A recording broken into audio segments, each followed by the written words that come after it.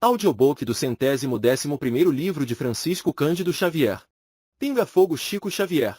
Participação de Chico Xavier no programa Pinga Fogo da TV Tupi. Pularemos a leitura do índice. Um pinga-luz na TV. A noite de 28 de julho de 1971 foi diferente.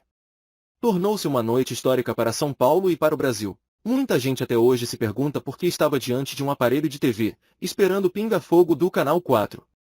E a resposta é difícil. Francisco Cândido Xavier, o médium psicógrafo de Uberaba, ia submeter-se aos entrevistadores. Tanto o programa como o médium eram por demais conhecidos. Há 40 anos Chico Xavier vem sendo submetido a entrevistas de jornais, revistas, rádios e televisões. Tudo já se fez com o Chico, até mesmo entrevistas sensacionalistas, procurando submetê-lo ao ridículo.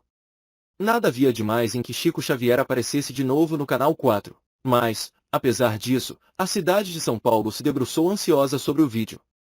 E não só a cidade, mas todo o estado e suas adjacências, como o sul de Minas e o norte do Paraná.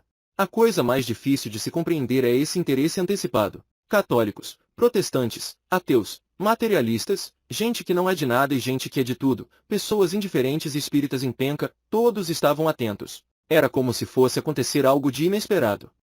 E realmente aconteceu. Chico Xavier entrou no palco da TV Tupi com seu jeito humilde e simples de sempre. Escondeu-se depressa atrás da mesa. Haviam-lhe posto uma peruca, talvez para atrapalhar, que juntamente com seus óculos preto dava-lhe um ar estranho, parecia outro. Mas quando começou a falar, todos viram que era o mesmo. O Chico de ontem, de hoje e de sempre. No início da fila dos entrevistadores estava um católico ilustre, jornalista, escritor, professor universitário, membro de instituições filosóficas do país e do exterior. Esperava-se que desfecharia uma série de perguntas atordoantes contra o pobre Chico. Os demais eram figuras conhecidas da nossa imprensa e das nossas letras. Hábeis repórteres entre eles, poderiam embrulhar o médium. Mas logo se verificou que Chico Xavier tinha assessores. Ele mesmo o declarou numerosas vezes. Não falava por si, mas com a assistência e a orientação de seu guia espiritual Emanuel, além de outras entidades que o ajudavam. Assessores invisíveis, mas que valeram. Até um assessor científico parecia haver entre eles, pois Chico, às vezes, parecia um médico e, às vezes, um físico e até mesmo um cosmonauta. Isso mostra que o povo tem intuições coletivas muito sérias. Toda aquela gente debruçada no vídeo de milhares de aparelhos de televisão havia percebido com antecedência, mas com absoluta certeza, que Chico ia dar um show mediúnico naquela noite. E deu mesmo. Chico Xavier usa peruca. Não somente um show pessoal, mas coletivo, porque deu também um baile nos entrevistadores. Um baile em regra, com muita elegância e delicadeza, com uma classe de assustar. Chico ouvia, atento, e respondia a seguir com sua voz mansa de caipira mineiro, como quem não quer nada, num tom de conversa mole. E o show maior, então, empolgou São Paulo e depois o Brasil. Um verdadeiro show de luzes. Pingou luzes na TV, ao invés de fogo. Labaredas por toda a parte. Nunca um pinga-fogo, depois de realizado ao vivo, teve o seu videotap transmitido mais 2 vezes nos dias seguintes. Mas o de Chico Xavier teve essa sorte. O público pedia e a emissora atendeu. Mas além disso houve a sua repercussão pelo Brasil todo. O videotap foi remetido ao norte, ao sul, ao leste e ao oeste. Em vários lugares foi também repetido. Muita gente gravou os seus diálogos em gravadores e até hoje continua a ouvi-los. O Diário de São Paulo, depois da publicação do resumo do Pinga Fogo pelo Diário da Noite, teve de publicá-lo por extenso em seu suplemento chamado Jornal de Domingo. Saíram depois exemplares mimeografados do Pinga Fogo e várias editoras eram solicitadas a lançar o texto num livro. É o que fazemos agora, para que as labaredas de luz espiritual que se acenderam por toda parte continuem a iluminar o nosso povo. Labaredas de luz? Sim, porque há labaredas de fogo e fumaça, labaredas trágicas e destruidoras, que assustam a gente. Mas as labaredas que o Pinga-Luz do Canal 4 acendeu por toda a parte são da mais pura luz espiritual. Quem ler este volume com atenção sairá dele inteiramente iluminado. Cada passagem do programa, cada página deste livro, cada diálogo travado entre o Chico e um entrevistador e cada resposta dada ao telespectador são como um jato de luz clareando o nosso entendimento. Chico Xavier não se orgulha nem se orgulhou disso. Constantemente encontramos no texto a sua afirmação de que não falava por si mesmo, mas pelos espíritos que o assistiam. Esse é o ponto central da questão, para o qual queremos chamar a atenção dos leitores. Não se poderia compreender o fenômeno Chico Xavier e a noite histórica de 28 de julho, sem a compreensão do problema mediúnico. Um médium é uma criatura que serve de intérprete entre o chamado mundo dos mortos e o chamado mundo dos vivos. Os mortos, que na verdade estão mais vivos do que os chamados vivos, falam ao médium na linguagem do céu e ele a traduz para a linguagem da terra. O médium, portanto, é um intérprete. Foi por isso que Chico Xavier saiu-se tão bem na televisão, enfrentando questões das mais diversas. Suas respostas não eram dele, eram dos espíritos. Várias vezes ele disse que estava falando o que ouvia dos espíritos. Assim, o Pinga Fogo do Canal 4 não foi, naquela noite, um programa comum. Foi um programa realizado entre dois mundos. Os espíritos participaram dele através da mediunidade de Chico Xavier. E o fizeram com tanto desembaraço que muita gente até hoje afirma que tudo aquilo foi mesmo do Chico. Sim, porque o médium não se modificava, não saía da sua simplicidade e da sua autenticidade. Essa gente não sabe que o bom médium é assim mesmo. Que o bom médium é um bom intérprete e não necessita de trejeitos para dizer aos homens o que os espíritos querem que seja dito. Não foi fácil organizarmos o texto deste volume. Serviu-nos de piloto material publicado pelo Jornal de Domingo, mas aquele material está longe de oferecer o pinga-fogo completo. O programa foi tão extenso e variado que nem mesmo o jornal interessado, apesar de seus imensos recursos técnicos, conseguiu reproduzi-lo na íntegra. De nossa parte não temos também essa pretensão. Mas fizemos o possível para cobrir a maior área. Demos à matéria a disposição mais aproximada da realidade e completamos o que foi possível com a revisão de gravações de amigos. Questões a esclarecer. Por que chamamos de histórica a noite de 28 de julho de 1971? Porque nessa noite tivemos um fato inusitado, os espíritos comunicando-se com o povo numa sessão mediúnica realizada na televisão. E porque essa sessão produziu resultados que marcam novos rumos para o nosso povo. Milhões de criaturas, no Brasil inteiro, mudaram de posição diante da vida ouvindo Pinga-Fogo. Essa mudança foi um passo à frente, assinalando um momento decisivo nas grandes e profundas transformações por que passa o Brasil em nossos dias. Contam-se por milhares os céticos e os descrentes que se voltaram para o estudo dos problemas espirituais a partir daquela noite. O que se deu, pois, foi uma verdadeira revolução, uma revolução espiritual que abriu perspectivas imensas para o futuro. Mas como provar que essa revolução realmente se deu? Basta vermos o número de jornais, revistas, estações de rádio e de TV que passaram a tratar dos problemas espirituais dali por diante. Basta dizer que Chico Xavier passou a ser colaborador permanente de um grande jornal diário, o Diário de São Paulo, e de uma grande revista semanal, o Cruzeiro, que publicam todas as semanas as mensagens mediúnicas do famoso médium. Basta, por outro lado, notar o interesse pelas questões espirituais que passou a dominar as conversas de rua e de casa, os debates públicos, as próprias assembleias políticas, os cursos universitários, e ao mesmo tempo o aumento de publicações, particularmente de livros sobre esses assuntos. O Canal 4, naquela noite, transformou-se num quartel-general. Comandou sem o saber um verdadeiro movimento revolucionário. Há um Brasil de antes e um Brasil posterior ao Pinga-Fogo com Chico Xavier. Não se podem avaliar ainda as consequências daquela noite. Mas já podemos senti-las ao nosso redor. As mentes se abrem para uma concepção nova, mais elevada e mais otimista, do homem e da vida, do mundo e do futuro. Muita gente que só esperava tragédias passou a vibrar noutra faixa, animando esperanças felizes. Chico Xavier liderou o futuro. Agora podemos compreender melhor o otimismo espiritual de Humberto de Campos quando escreveu, através do Chico Xavier, aquele livro maravilhoso que é a plataforma da política espiritual de amanhã, Brasil, coração do mundo, pátria do Evangelho. As dúvidas científicas. Surgiram, porém, certas dúvidas científicas que poderiam aniquilar o êxito do Pinga-Fogo. Nas reportagens posteriores lançadas por jornais e revistas apareceram opiniões de homens abalizados, pondo em dúvida a autenticidade da sessão mediúnica de 28 de julho. Esses senhores, muito respeitáveis e competentes, não foram, entretanto, prudentes como deviam. Opinaram geralmente sobre assuntos que desconhecem. Entenderam que existem impossibilidades científicas para a aceitação da realidade mediúnica. Será mesmo assim? É o que vamos procurar pôr a limpo, de maneira rápida. Já no próprio Pinga-Fogo, o ilustrado escritor, professor João de Scantimburgo, pôs em dúvida a mediunidade de Chico Xavier, tentando explicar a psicografia pela tese científica da escrita automática. Ora, a escrita automática é conhecida no espiritismo bem antes das pesquisas psíquicas a respeito. Scantimburgo insistiu no problema do inconsciente. A escrita automática seria uma manifestação do próprio inconsciente do médium. Desde 1857 o espiritismo colocou cientificamente, na ciência espírita, o problema das manifestações anímicas, ou seja, da própria alma do médium, produzidas através da escrita e por via oral. A descoberta do inconsciente por Freud, nos princípios deste século, e as pesquisas sobre a escrita automática na psicologia, também da mesma época, só fizeram confirmar a tese espírita, depois de mais de meio século. O professor Scantimburgo e os que mais tarde se manifestaram a respeito pensavam estar opondo uma tese científica ao espiritismo, mas erravam redondamente. É curioso lembrar que quando Kardec publicou o Livro dos Espíritos, em que trata do assunto, Freud devia ter apenas 1 ano de idade, pois esse livro saiu em 1857 e Freud havia nascido em 1856.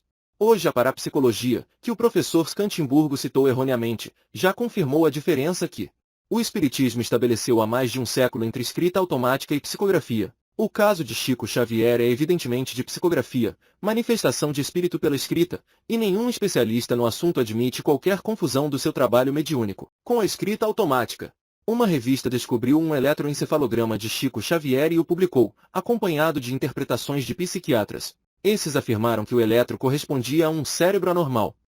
Houve mesmo quem dissesse que o Chico era epiléptico. Mas o eletro fora feito pelo próprio médico assistente do médium, o professor Dr. Elias Barbosa, lente da Faculdade de Medicina de Uberaba, com a finalidade de pesquisar, não a possível anormalidade do seu cliente, mas sim as ocorrências paranormais em seu cérebro privilegiado. Essas pesquisas são uma constante da atual investigação parapsicológica mundial. Nenhum especialista confunde a digitimia funcional dos sensitivos ou médiuns com os casos patológicos. Assim, como se vê, as interpretações científicas do caso Chico Xavier entre nós, com a pretensão de negar a sua psicografia, estão atrasados de 1 século e alguns anos. Aconselhamos os interessados a ler, para bem se informarem a respeito desse assunto, o livro Parapsicologia Hoje e Amanhã, do professor J. Herculano Pires, presidente do Instituto Paulista de Parapsicologia, lançado por esta editora. A mediunidade psicográfica de Chico Xavier é tão evidente que não se pode pô-la em dúvida, a menos que não se conheça sua extensão e profundidade. Foi o que demonstrou o professor Scantimburgo quando perguntou ao médium, como se vê no texto do Pinga Fogo, se ele havia citado 400 autores. Não, Chico não citou, mas recebeu páginas e livros de mais de 500 autores brasileiros e estrangeiros. Sua obra mediúnica é um desafio a todos os que duvidam da nossa sobrevivência à morte do corpo e da comunicabilidade dos chamados mortos. 40 anos de psicografia a serviço do amor, da paz, da compreensão entre os homens, da esperança, da fé, da dignidade humana. Onde está a Academia Sueca, em Estocolmo ou na Lua, que até agora não concedeu a esse homem o Prêmio Nobel da Paz? Trabalho elaborado pelo Departamento Cultural da Edicel. Em 1981, 10 anos após, esse aspecto foi considerado. Chico Xavier. Um homem, aspecto tímido, o rosto um pouco triste. Ele vai começar a falar sobre um assunto que vai tomar conta da cidade. Esse homem chama-se Francisco Cândido Xavier, médium espírita, conhecido em quase todo o mundo. Um homem simples que vai falar sobre a geração de crianças em tubos de ensaio, das guerras, das violências do mundo. Um homem, sobretudo um homem que acredita na poesia de seus 400 autores psicografados. Um homem, óculos escondendo os olhos pequenos, um auditório repleto de estudantes, de mulheres, crianças e trabalhadores. Chico Xavier vai falar. Depois que Chico Xavier falou, toda a cidade estava cativada. O Canal 4 repetiu todo o programa Pinga Fogo. E a cidade ficou comentando nos seus bares, nos seus escritórios, no seu desespero, nas suas fugas. Uma cidade que perdeu seus anseios, que se escondeu dentro dela mesma, dentro dos seus restaurantes, das suas farmácias, dos seus cinemas, nos teatros, nos parques com algumas árvores. A cidade comenta Chico Xavier. Hoje nós publicamos todas as palavras desse homem. Todas as páginas do jornal de domingo são de Chico Xavier, um homem que está falando da paz entre os povos do mundo. Se não entrarmos numa guerra de extermínio nos próximos 50 anos, nós poderemos esperar realizações extraordinárias da ciência humana partindo da Lua. De repente, uma cidade inteira estava chorando diante de um aparelho de televisão. Chico Xavier estava rezando por todos. De repente, esse homem cativou todo o povo. Quem é esse homem? Respondemos nesta página. Tímido, modesto, voz frágil e insegura, um homem começa a falar. Pedindo desculpas por suas falhas, por sua pouca cultura. É o programa Pinga Fogo do Canal 4, na noite de 28 de julho, em São Paulo. 61 anos, magro, óculos escuros escondendo uma vista defeituosa, testa alta, rosto inteligente, uma humildade sincera. Qual a primeira impressão que causou Chico Xavier? A de um homem muito, muito e muito sincero. A impressão de uma autenticidade básica e total. Ele não deu, a princípio, a medida de sua inteligência. No entanto, tínhamos todos a certeza de que os botões não seriam desligados dentro de alguns minutos. Parecia estarmos vendo gente telefonando para os amigos, avisando que Chico Xavier falava no canal 4. Parecia estarmos vendo os botões de TV se acenderem, como luzes, de um canto a outro de São Paulo. E os telefones da TV Tupi tocavam cada vez mais freneticamente, o povo paulista inteiro querendo participar do programa de Chico Xavier. O médium de Uberaba, com sua sensibilidade de paranormal, deu-se conta do impacto. Sua entrevista foi num crescendo, envolvendo cada vez mais, até atingir o clímax na sessão de psicografia que São Paulo inteira acompanhou, em absoluto suspense. Quem é esse homem que fascinou todo um povo? Quem é Francisco Cândido Xavier, o modesto Barnabé aposentado que mora em Uberaba? E por que sua voz frágil e tímida comunica tanto, se apenas uma parcela do imenso público que o assistiu era constituída de gente que já conhecia as suas obras? Na pequena cidade mineira de Pedro Leopoldo, ali por volta de 1915, um menino muito pobre, órfão de mãe e criado em casa de estranhos, conversa com a mãe morta no fundo do quintal. Ela lhe dá o conforto que os vivos lhe recusam. Mas ele não pode dividir com ninguém o seu segredo. Não lhe dão crédito, consideram-no mentiroso ou perturbado mental. O pequenino Chico era repreendido e castigado. De volta à família, com o segundo casamento de seu pai, Chico continuou sendo um menino muito estranho, já trabalhando e estudando no grupo escolar São José, de Pedro Leopoldo. Vamos encontrá-lo na classe da professora Rosária, aos 12 anos, cursando o 4º ano primário. Os alunos estão reunidos para fazer uma prova, num concurso instituído pelo governo de Minas. O tema é Brasil. Quando o menino Chico Xavier pega a caneta para escrever, um vulto de homem, ao seu lado, começa a ditar. O menino, em sua honestidade, consulta a professora. Ela não sabe o que dizer, manda que ele prossiga sua prova. Mas quando o júri do concurso confere a Chico Xavier uma menção honrosa, os estudantes de Pedro Leopoldo passaram a acusar aquele estranho menino. Muita discussão se travou e a classe pediu à professora que fizesse um exame público com o pequeno Francisco Cândido Xavier. Nesse exato instante, tornei a ver o homem que os outros não viam e ele me disse estar pronto para escrever. O tema, dessa vez, seria a areia. Na lousa, o pequeno Chico Xavier escreve: Meus filhos, ninguém escarneça da criação. O grão de areia é quase nada, mas parece uma estrela pequenina refletindo o sol de Deus. Daí em diante, Dona Rosária proibiu que se voltasse a falar do assunto. Nem eu deveria dar notícias das coisas estranhas que eu visse, e nem os meus colegas deveriam me perguntar qualquer coisa fora de nossos estudos. Chico Xavier tem agora 17 anos. Trabalha num armazém, serviço puxado, de sol a sol. A família, numerosa, depende em parte do que ele recebe. É um rapaz pobre, mas tem muitos amigos. Entre eles o padre de Pedro Leopoldo, Sebastião Scarzelli. Confessor de Chico Xavier, manda que ele reze ao Senhor quando tiver suas visões. Houve um dia, nos 15 anos de Chico, em que o padre Sebastião, para confortá-lo, sai com ele da igreja e o leva para comprar um par de sapatos. No dia 7 de maio de 1927, pela manhã, o jovem Chico Xavier participa de uma sessão espírita. Sua irmã Maria estava doente e um casal amigo, o senhor José Hermínio Perácio e da Carmen Perácio, presta socorro à enferma. Todos da casa oram, no próprio quarto da doente. A irmã curou-se e o casal iniciou Chico Xavier na doutrina espírita, explicando-lhe o significado de todas aquelas visões e dos fenômenos estranhos que ocorriam com ele. Assim Chico Xavier conheceu Allan Kardec, leu seus livros e assumiu a responsabilidade de sua mediunidade. Com a honestidade básica que é característica fundamental de sua personalidade, foi ao confessionário do padre Sebastião Scarzelli e contou-lhe que ia estudar o espiritismo e dedicar-se à mediunidade. Seja feliz, meu filho. Eu rogarei a Nossa Mãe Santíssima para que te abençoe e te proteja. E Chico Xavier tomou o seu caminho.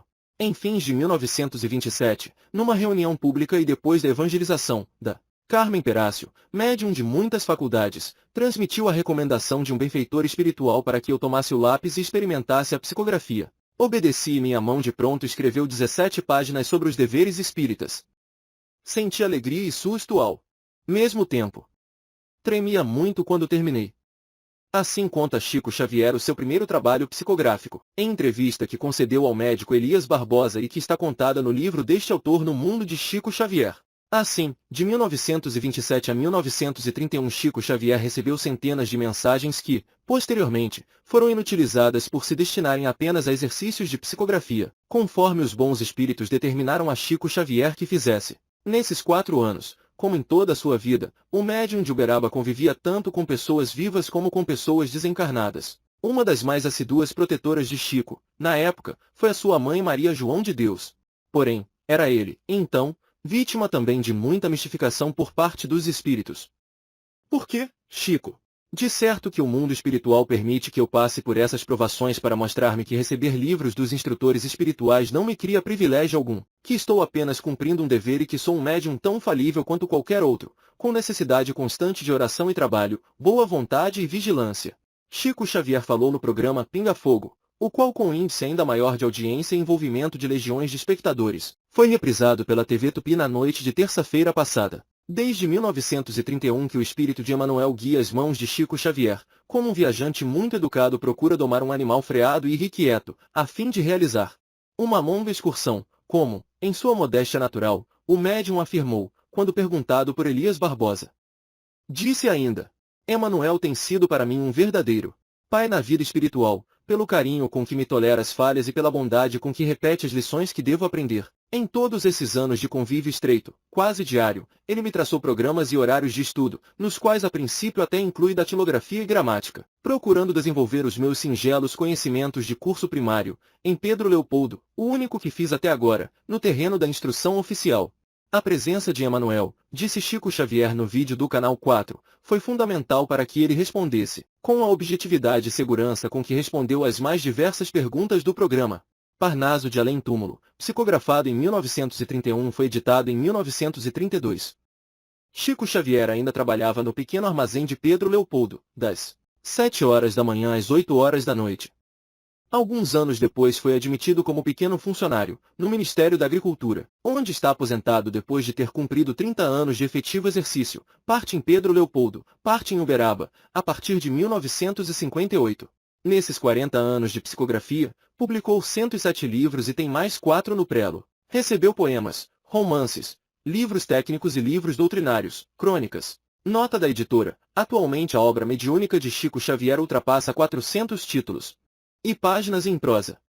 Foram mais de 400 os autores que se comunicaram com o público, depois de mortos, através das mãos de Chico Xavier. Isso, sem contar o trabalho desenvolvido pelo médium de 1927 e 1931, já que esse não foi publicado. Desses livros, 5 estão traduzidos para o Esperanto, 9 para o castelhano e 1 para o inglês.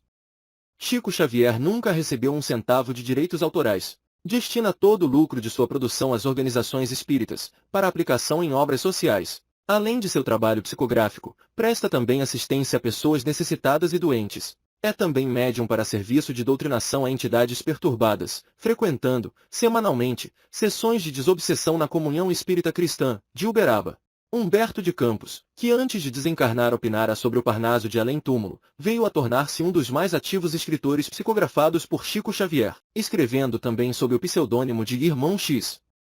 A começar pelas famosas Crônicas de Além Túmulo até o volume Cartas e Crônicas. Em disputa dos direitos autorais do grande cronista brasileiro, a família de Humberto de Campos levou Francisco Cândido Xavier aos tribunais, tendo o médium de Uberaba vencido a questão na justiça.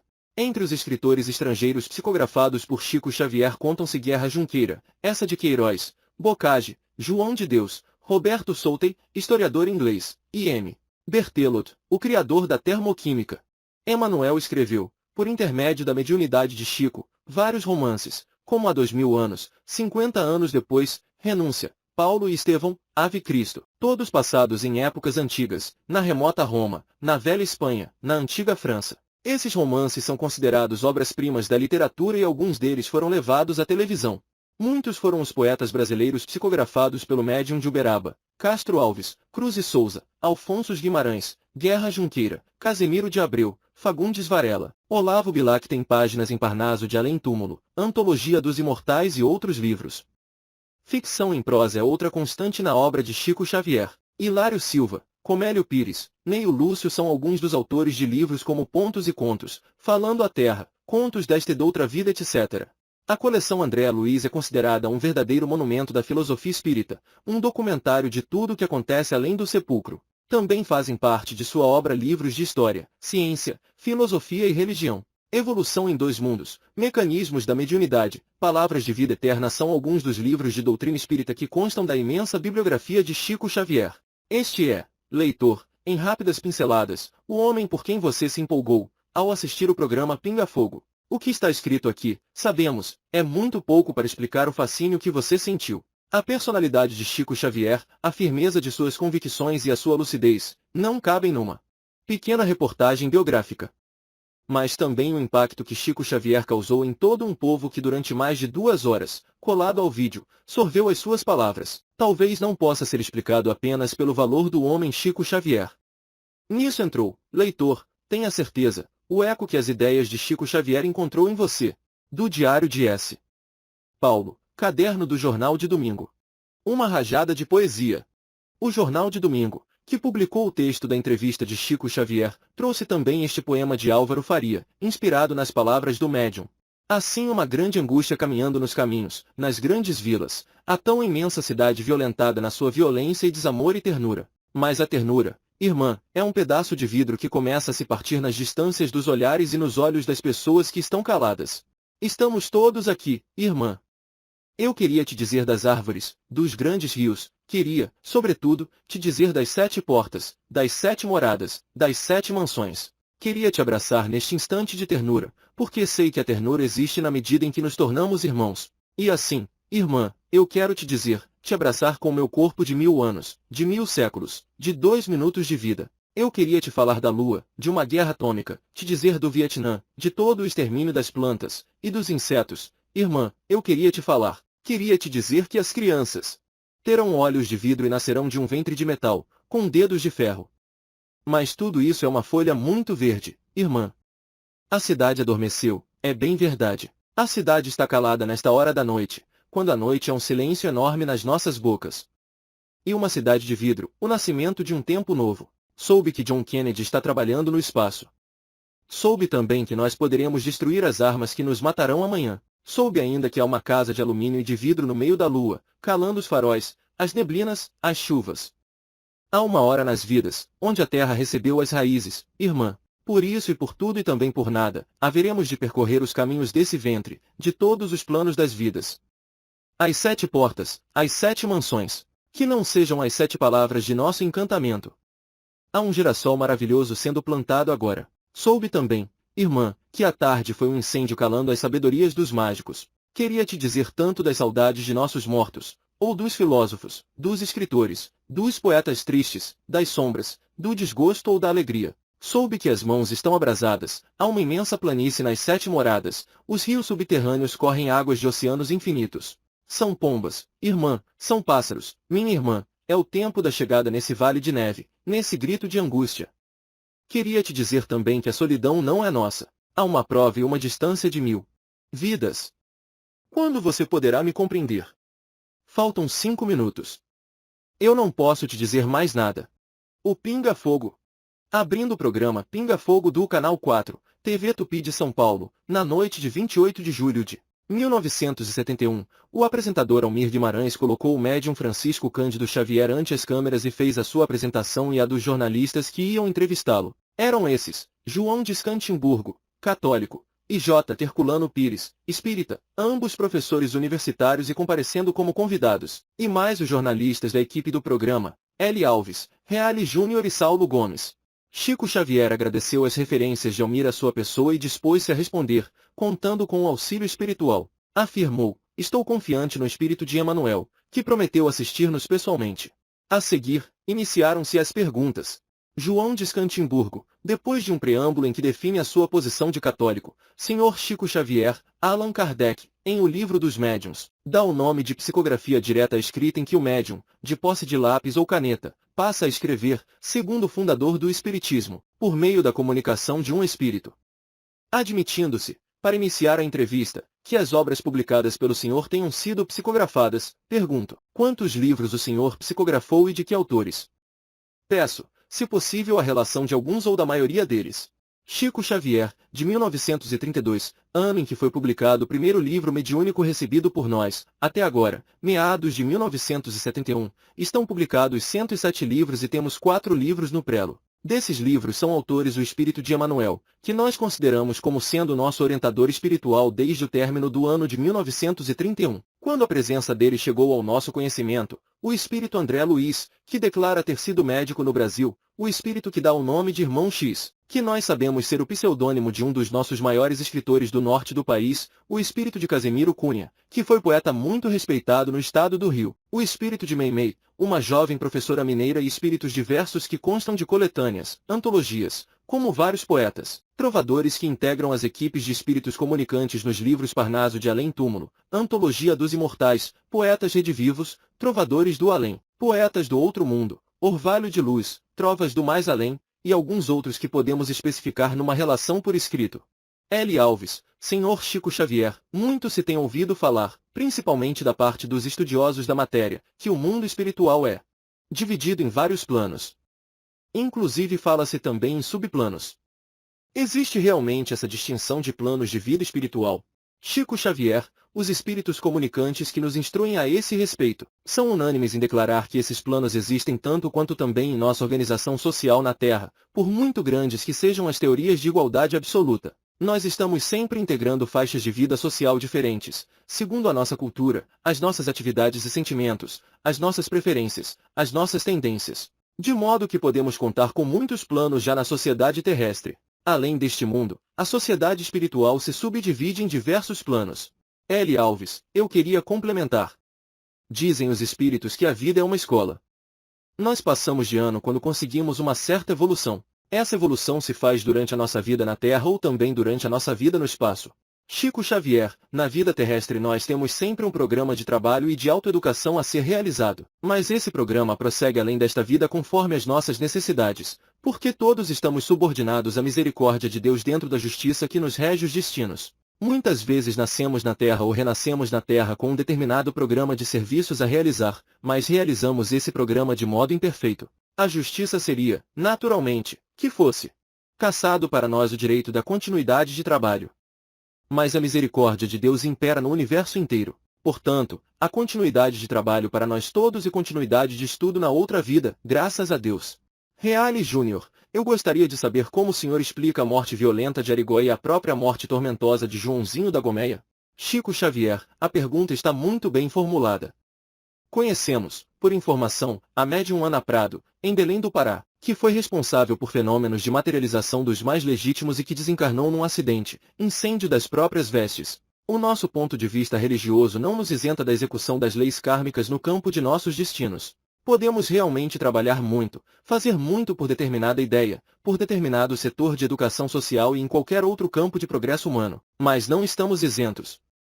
A mediunidade não nos isenta com privilégios especiais com respeito à desencarnação. Devo acrescentar também que sem aplaudir o sofrimento dos nossos irmãos que partiram de maneira tão comovedora para nós todos, perguntamo-nos, não seria esse o processo de aliviá-los ou defendê-los contra provações que dentro da lei do karma seriam para eles muito maiores, se eles continuassem na Terra? Se eu tiver, por exemplo, um problema, vamos dizer circulatório, que me iniba de trabalhar durante alguns anos, que me transforme o corpo. Peço para aqueles que me amam, conquanto eu saiba que todos aqueles que me amam terão muito prazer em me ajudar, não seria melhor para mim que a misericórdia de Deus, os seus emissários me cassassem essa possibilidade de permanecer muitos anos na Terra dentro de um regime de inutilidade, auxiliando-me a partir de um momento para outro? Refiro-me à minha pessoa, conquanto não deseja morte violenta para pessoa alguma.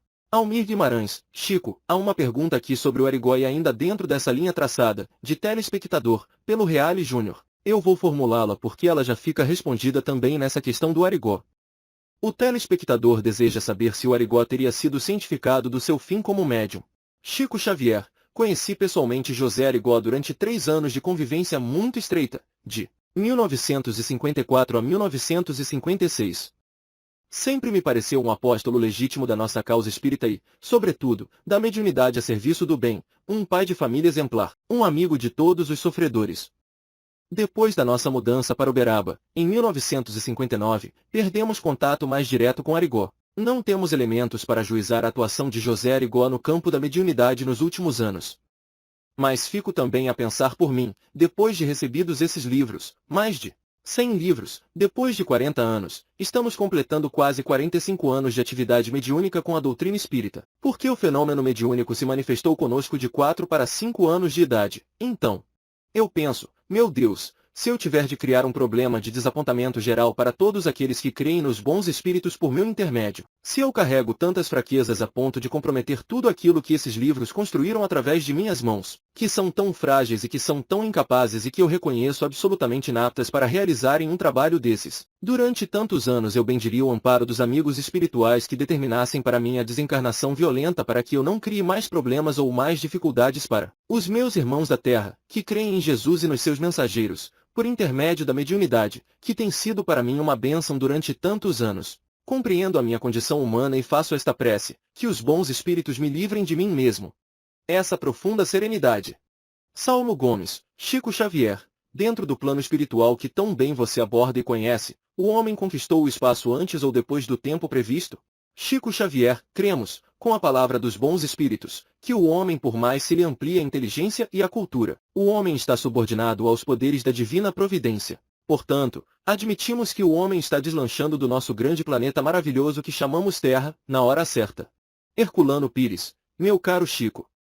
Eu queria perguntar a você o seguinte, na imensidade da sua obra psicográfica e também na profundeza dessa obra, você tem uma curiosa série de romances que geralmente chamamos de série dos romances romanos de Emanuel.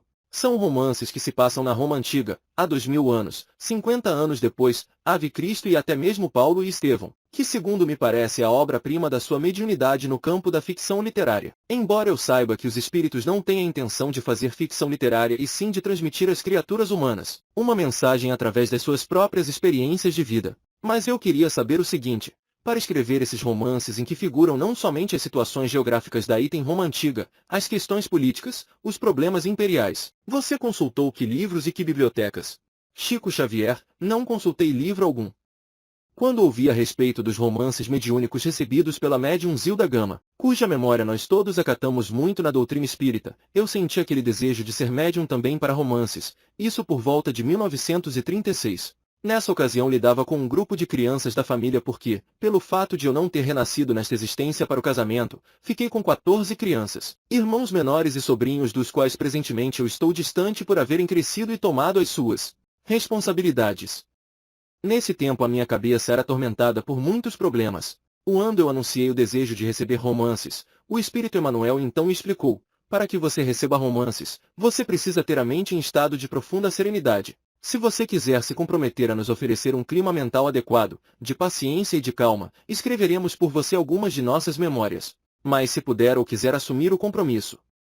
Eu, naquela ocasião, não consegui assumir o compromisso porque os problemas domésticos eram muitos. De modo que 4 anos se passaram e tão somente em 1939 a começar do fim de 1938, eu assumi com ele o compromisso de me acalmar. Quaisquer que fossem os problemas dentro de casa, com as crianças que já estavam mais crescidas, eu ofereceria a ele um campo mental pacificado na oração. Então ele marcou que eu me concentrasse durante 1 hora por dia e me dispusesse a datilografar outra hora por dia, durante o tempo em que perdurasse a psicografia do romance. Então deu-o a 2000 anos. Eu acompanhei a psicografia como acompanho também as nossas novelas da TV, com muito interesse, com muito carinho e torcendo por determinados personagens. Mas eu lia o que a mão escrevia. Peço permissão para aduzir um detalhe interessante. Quando o livro começou, ele começa com uma cena de 2 romanos a trocarem ideias no jardim, diante de um céu nebuloso que depois rebentou numa tempestade. Eu comecei a ver aquela cidade e o céu tempestuoso e a chuva caindo e aqueles 2 homens, vestidos à moda antiga, de túnicas, deitados naqueles sofás longos, comendo frutas com as mãos. Eu me assustei com aquela visão que parecia uma visão estranha porque estava dentro de mim e fora de mim. Comecei a assistir só a um cinema em que eu tomasse parte na tela e estivesse fora da tela. Então eu me assustei. Parei de escrever. Então ele me disse, você está debaixo de uma certa hipnose. Você está vendo o que eu estou pensando, mas não sabe o que eu estou escrevendo, de modo que eu vivi muito mais o romance ao recebê-lo, do que ao ler ou reler o que eu escrevia. Herculano Pires, eu gostaria então que você esclarecesse bem o seguinte, Chico, você tinha uma visão assim cinematográfica do enredo. Você estava vendo o desenrolar do romance sem saber bem como, de que maneira. Mas não tinha consciência do que escrevia. Chico Xavier não tinha consciência do que escrevia e nem da continuidade dos assuntos, porque muitos dos personagens que me eram simpáticos e que eu não desejava que sofressem, passaram a sofrer contra a minha vontade. Pergunta de um pastor evangélico que você deve conhecer, porque ele é conhecido em todo o Brasil. Comanda um rebanho de fiéis à sua religião de 1.500.000 pessoas aproximadamente. Trata-se do pastor Manuel de Melo. Ele próprio irá fazer a pergunta a você, que foi gravada pelo nosso VT. Pastor Manuel de Melo, meu caro Xavier, meus cumprimentos. Convidado por este programa, pela sua direção para lhe formular uma pergunta, quero fazê-lo com muito agrado, com muita satisfação por conhecer você através da leitura, da sua fama, e que ninguém de consciência tranquila pode negar as suas qualidades mediúnicas. Você como uma das maiores autoridades espíritas ou espiritualistas deste país, para não dizer deste continente, por gentileza me responda a esta pergunta que está sendo formulada em meu nome pessoal e em nome de toda a minha organização, isto é, de 1,5 milhão de fiéis que represento neste país, de 4.000 pregadores que tenho a honra de liderar. O Espiritismo, Xavier, tem um ponto que se choca profundamente, logicamente falando, com os princípios bíblicos que defendemos, nós, os evangélicos. É exatamente aquele ponto da reencarnação, isto é, cada pessoa que nasce é sempre reencarnação de uma pessoa que faleceu, de uma pessoa que morreu. Assim é apregoado e ensinado pelos espíritas do mundo inteiro. Esclareço o seguinte, Deus criou Adão e Eva, todos nós concordamos, creio que você também, a maneira como foi criado e o mundo cristão inteiro. Muito bem, mas logo após a criação de Adão e Eva, as duas primeiras criaturas humanas, surgiram as duas outras criaturas humanas, são os filhos de Adão e Eva, Abel e Caim. Você poderia, dentro da sistemática espiritualista, dentro da doutrina da reencarnação, dar uma explicação aceitável de onde vieram, qual a procedência de Caim e Abel, os dois primeiros filhos de Adão, isto é, pela ordem, a terceira e quarta pessoas humanas existentes aqui na Terra. Chico Xavier, a pergunta do nosso caro amigo, que nos interpela a respeito do texto bíblico, está emoldurada de tamanho carinho que inicialmente nós agradecemos esse tor de fraternidade e ternura humanas com que ele emoldura a questão para se dirigir a nós. Muito obrigado ao nosso caro pastor evangélico Sr. Manuel de Melo, que nós todos admiramos como sendo o orientador desse grande e brilhante movimento que é o Brasil para Cristo. Mas sem desejar fazer contraperguntas, porque, às vezes, a contrapergunta não é uma prova de consideração por quem perguntou, mas a Bíblia é o nosso livro santo, livro de todos os cristãos. Nós, os espíritas evangélicos, nos detemos do Novo Testamento para compreender a essência dos ensinamentos de nosso Senhor Jesus Cristo e daqueles que o sucederam, os apóstolos da causa evangélica. Nós temos maior intimidade com o Novo Testamento. Entretanto, pedimos permissão ao nosso caro pastor evangélico Sr. Manuel de Melo, para considerar que no livro de Gênesis, no capítulo 4, versículos 16, 17, vamos encontrar uma questão muito interessante para nossos estudos em conjunto, porque nós todos somos estudantes das letras sagradas. O capítulo 4 trata, por exemplo, da união de Adão e Eva para o nascimento dos seus 3 filhos, Caim, Abel e Sete. Sabemos por esse texto, o capítulo 4 do livro de Gênesis de Moisés, que Caim exterminou Abel. Entretanto, nos versículos 16 e 17, nós encontramos uma informação muito curiosa, a informação de que Caim, em se retirando da face de Deus, se dirigiu para uma cidade ou uma terra chamada Nod, onde ele desposou aquela que foi sua esposa e teve com ela uma grande descendência. Então estamos perguntando se determinados textos do Antigo Testamento não seriam códigos que nós precisamos estudar com mais segurança para não cairmos, por exemplo, em contradição do ponto de vista literal. Nós precisamos estudar com técnicos e pesquisadores de história que nós os temos hoje em todas as direções, digo isso com o máximo respeito, porque, se Caim matou Abel antes do nascimento de Sete, mas casou-se numa cidade chamada Nod, onde encontrou a sua mulher, aquela que foi sua esposa e com ela teve uma grande descendência, o assunto exige estudos especiais de nós todos, porque segundo a criação no jardim edêmico a família inicial teria sido constituída pelas 4 pessoas, às quais se refere o nosso caro pastor evangélico Sr. Manuel de Melo, Adão, Eva e os 2 filhos primeiros do casal. Vamos então estudar a questão. Com respeito à reencarnação, nós os espíritas estamos diante de uma realidade inconteste para nós. Mormente na vida mediúnica, temos assistido nesses quase 45 anos de espiritismo evangélico, à luz dos princípios kardecianos, a desencarnações e reencarnações. Mas permitindo-nos também perguntar ao Sr. Manuel de Melo, o nosso pastor evangélico, e também aqueles que fazem objeções contra os princípios da reencarnação, permitindo-nos perguntar sobre o sofrimento das crianças, por exemplo. Não vamos nos referir aos adultos, porque seria alongar muito a resposta. Mas vamos pensar nas crianças. Por exemplo, nós, os espíritas, Muitas vezes encontramos determinados casos de suicídio, e, às vezes, suicídio acompanhado de homicídio. Mas vamos encontrar nesses problemas, complexo de culpa levado para além desta vida e depois esse complexo de culpa renascido com aquele que é responsável por ele, através da reencarnação. Por exemplo, muitas vezes temos encontrado irmãos nossos suicidas que dispararam um tiro contra o coração e que voltam com a cardiopatia congênita ou com determinados fenômenos que a medicina classifica dentro da chamada tetralogia de Fallot. Nós vemos companheiros que quiseram morrer voluntariamente pelo enforcamento e que voltam com a paraplegia infantil. Nós vemos muitos daqueles que preferiram o veneno e que voltam com mais formações congênitas. Outros que, às vezes, violentam o próprio ventre e que voltam também sofrendo as tendências e que, às vezes, acabam se desencarnando com o chamado infarto mesentérico. Nós vemos, por exemplo, aqueles que preferiram morrer pelo afogamento para se retirar da vida, num ato de rebeldia contra as leis de Deus e que voltam com o chamado enfisema pulmonar. Aqueles que dispararam tiros no próprio crânio e voltam com tantos fenômenos dolorosos, como, por exemplo, a idiotia, quando o projétil alcança a hipófise, porque nós estamos em nosso corpo físico e subordinado ao nosso corpo espiritual. Então, principalmente os fenômenos decorrentes do suicídio por tiro no crânio são muito dolorosos, porque vemos a surdez, a cegueira, a mudez e vemos esse sofrimento em crianças, incompatíveis com a misericórdia de Deus, porque nós sabemos que Deus não quer a dor. Diz Emmanuel, se Deus quisesse a dor ele não teria nos dado anestesia através da medicina. A dor é uma criação nossa. Chegamos ao além com determinado complexo de culpa, e pedimos para voltar ao corpo trazendo as consequências de nossos próprios atos menos felizes. Então pedimos ao Sr. Manuel de Melo, nosso caro pastor evangélico que tem trabalhado tanto e cujo mérito nós todos reconhecemos e reverenciamos, para pensar conosco nesses problemas. Almir Guimarães, Chico, precisamos estudar, mas o pastor também precisa estudar conosco, não é? Aquário, a era maravilhosa terá um preço, a paz. L. Alves, eu queria saber agora o seguinte, os espíritas dizem que os renascimentos sucessivos da criatura humana têm por objetivo a sua evolução. Outras correntes espiritualistas como os teosofistas, os messiânicos, também dizem que nós estamos no limiar de uma era de grande beleza, a Era de Aquário, na qual a humanidade será muito feliz.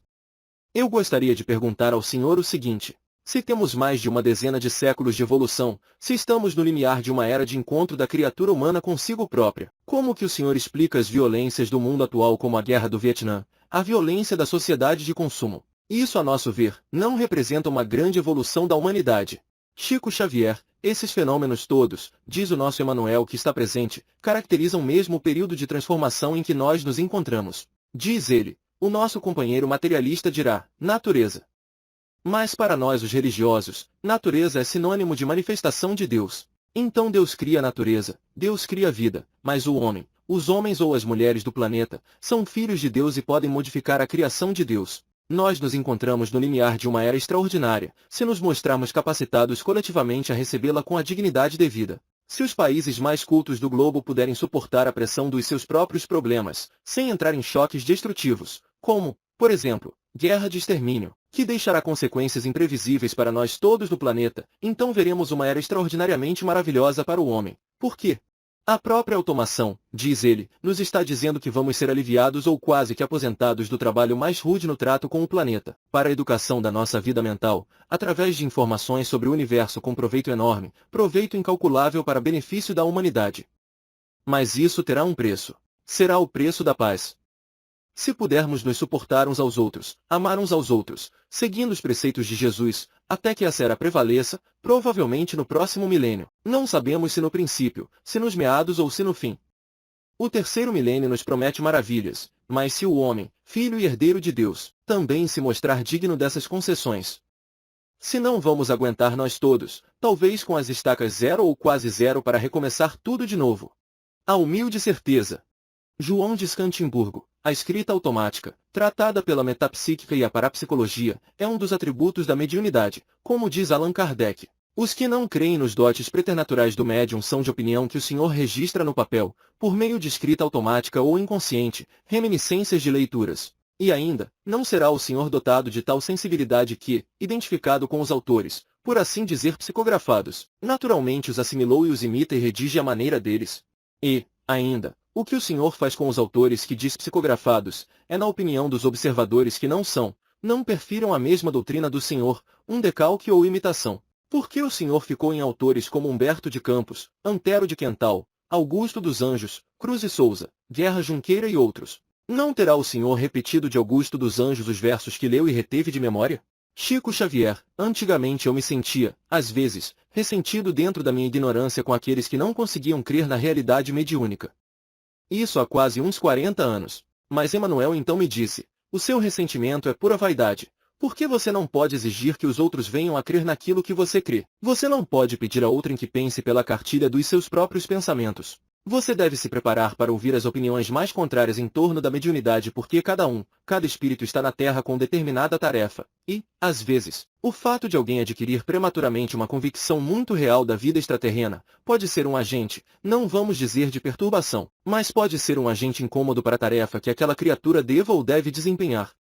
Então respeito a opinião de todos que pensam assim, mas eu não posso acreditar que assim seja. Porque isso se tornou tão evidente na minha vida, se tornou de forma tão palpável para minha convivência com as entidades espirituais durante tantos anos, desde os dias da infância que, para mim, a vida com os espíritos desencarnados já não é propriamente um fenômeno mediúnico, mas o estado de convivência com quanto eu diga isso compreendendo que a misericórdia vem deles e que a tolerância vem deles e que eu, às vezes, pergunto a mim mesmo como é que eles podem me tolerar. Mas cheguei a um estado de certeza íntima e naturalmente pessoal e intransferível, que se eu disser que estes livros pertencem a mim, eu estou cometendo uma fraude pela qual eu vou responder de maneira muito grave depois da partida deste mundo. Eu não desejo carregar este problema porque estou perfeitamente tranquilo quanto à presença dos espíritos da mediunidade nos livros e quanto mais a minha vida pessoal na presente reencarnação se alonga na Terra, mais eu compreendo que me sinto à distância deles. Porque quanto mais a luz deles brilha, mais eu compreendo a minha inferioridade, a sombra que eu devo me acolher para respeitar. Então eu não posso crer desse modo. E, certa feita, quando alguém fez essa indagação ao espírito Emanuel, ele então me disse, então seria o caso de uma pessoa que leu centenas de livros se transformar, por exemplo, num escritor automático de muitas obras, de muitas páginas, quando isso geralmente acontece com muito pouca gente, só com aqueles que têm uma inteligência muito apropriada. Não é o meu caso, porque eu não pude ir além do curso primário, e além disso, em 1931 eu contraí uma enfermidade ocular que me acompanha até os dias presentes, e apesar de muitas vezes uma pessoa acusada de devorar livros, eu não consigo ler muito. Para que eu leia um livro é preciso que um amigo me faça indicação, porque eu vou ler não com sacrifício, mas com algum trabalho porque eu disponho apenas de atividade monocular. Isto é do domínio dos médicos que em Belo Horizonte e em Uberaba tratam da minha situação de doente dos olhos desde 1931. Seus 400 autores, os trabalhos de Kennedy, o forno crematório. Herculano Pires, Chico. Segundo os dados estatísticos referentes à sua obra, num exame total de sua obra, você teria recebido até agora comunicações, poesias principalmente, em número muito grande e inclusive romances de mais de 400 autores. Eu perguntaria a você se leu todos esses autores, se você tem conhecimento das obras de todos eles, e se você conseguiu armazenar no seu inconsciente toda essa fabulosa bagagem de mais de 400 autores brasileiros, portugueses e alguns até de outras línguas. Chico Xavier, as estatísticas do casal Ibsen são autênticas. Devo declarar de público que isso para mim seria impossível e peço permissão para dizer que eu tive na vida 3 empregos. A primeira vez me empreguei aos 8 anos numa fábrica de tecidos. Trabalhei até os 12 anos frequentando também a escola primária. Dos 12 anos aos 20 anos, trabalhei num bar e depois num armazém, isto é, no comércio. E de 1931 a 1961 eu trabalhei durante 30 anos no Ministério da Agricultura, documentadamente. De modo que não seria possível para mim me inteirar do estilo de todos esses poetas, escritores, cronistas, jornalistas, amigos desencarnados absolutamente não. Os antigos filósofos, também médiuns. João de Escantimburgo, Chico Xavier, eu não ponho em dúvida a sinceridade do seu ministério espiritista. Eu creio firmemente que o senhor trabalha com profundo amor à sua causa e à sua doutrina. Mas eu vou insistir no aspecto mais conhecido da sua obra, das suas atividades que é aquela de escritor psicográfico. O senhor afirmou, logo à minha primeira pergunta, que escreveu 107 livros e que tem 4 no prelo. Na literatura brasileira o senhor é, depois de Coelho Neto, o mais prolífico dos escritores que já redigiram na língua portuguesa. Por outro lado, o senhor disse, respondendo a uma pergunta minha, que havia feito apenas um curso primário. O senhor, para todos os que aqui estão e o estão assistindo pelo vídeo, em casa, é um homem que tem uma grande fluência ao falar. O senhor constrói com perfeição a frase, o senhor tem lógica na exposição da sua doutrina. Logo, o senhor é um autodidata, que se compenetrou da doutrina que esposou e a estudou profundamente e passou a exercer o seu trabalho expondo essa doutrina. Eu insisto que a escrita automática no senhor deve ser mais o produto do inconsciente do que o produto da mediunidade. Não sei se o senhor conhece uma coleção de livros publicados na França, com título genérico A maneira de em que os autores fazem a imitação de vários autores. Por exemplo, Marcel Proust, cujo centenário acaba de passar. Se o senhor ler uma página de Marcel Proust e uma página do livro A maneira de, não distinguirá, ainda mesmo que tenha profundo conhecimento do estilo de Marcel Proust. Esta é uma imitação consciente. Eu tenho para mim que o senhor, ao redigir os livros psicografados, agiu sob impulso do inconsciente. O meu antigo companheiro de imprensa e caro companheiro de imprensa Herculano Pires, cuja inteligência brilhante eu sempre respeitei e sempre aplaudi, criou um embaraço para minha pergunta, ao falar em 400 autores que o senhor teria citado. O senhor citou 400 autores ou o senhor escreveu a maneira de 400 autores como escreveu Humberto de Campos, como Guerra Junqueira, como Antero de Quental, como Augusto dos Anjos? Chico Xavier, creio que o número anunciado está superado em mais de 400 comunicantes. Eles escreveram à maneira deles, mas respeito o ponto de vista do senhor, como respeito qualquer homem de ciência que ainda não pode aceitar, por exemplo, o realismo da mediunidade. Respeito muito, mas continuo acreditando que eles escreveram à maneira deles, porque em algumas centenas, vamos dizer mais de 3 centenas destes 400 e tantos, hoje me parece que são quase 500, eu não tinha a menor ideia do que eles escreviam.